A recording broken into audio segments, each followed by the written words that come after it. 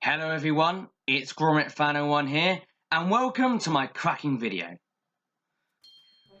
Well, as Wallace and Gromit-cember was so successful back in 2016, I've decided to bring it back for a second series. While I was having the idea to bring back the series, I kept on thinking what I could review next. And then I thought, why not review the TV series and the video games? This part of the media of Wallace and Gromit do serve a purpose for the fans. They were little instalments that showed us more adventures that the duo could have apart from the shorts and the feature film. They're little instalments that need discussing and deserve the credit. But, just to let you know, the grand adventures will not be included in this, as I've already reviewed it back in my Wallace and Gromit merchandise review series. I will be mainly reviewing the games that Peter Sallis was in, as well as Cracking Contraptions and World of Inventions.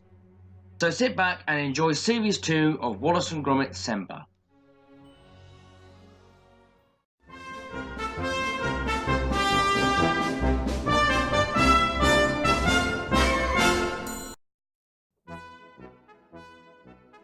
So, let's begin with Series 2 of Wallace and Gromit-cember with Cracking Contraptions.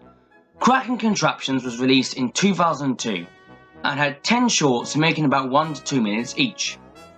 The premise of the series is basically about Wallace showing Gromit a new invention in each episode.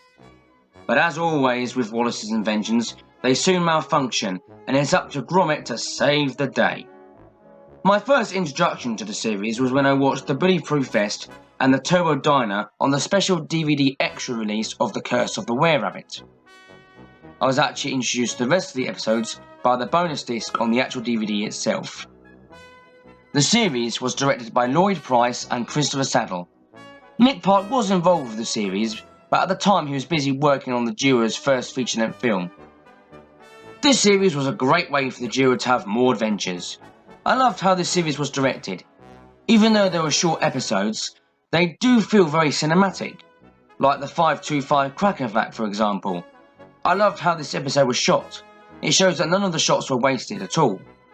There were so many episodes that were well written and directed that I love it when I rewatch them again. The episodes had their own little charm of telling a story in just 1 minute that it really lightens the humour for the series as a whole. It really works for this setting. My favourite episode from this series was definitely Shopper 13, because it was a clever reference to Apollo 13. I also loved how it brought back Shaun the Sheep in this episode. The inventions as a whole are ridiculous, but that is what makes them so charming and lovable.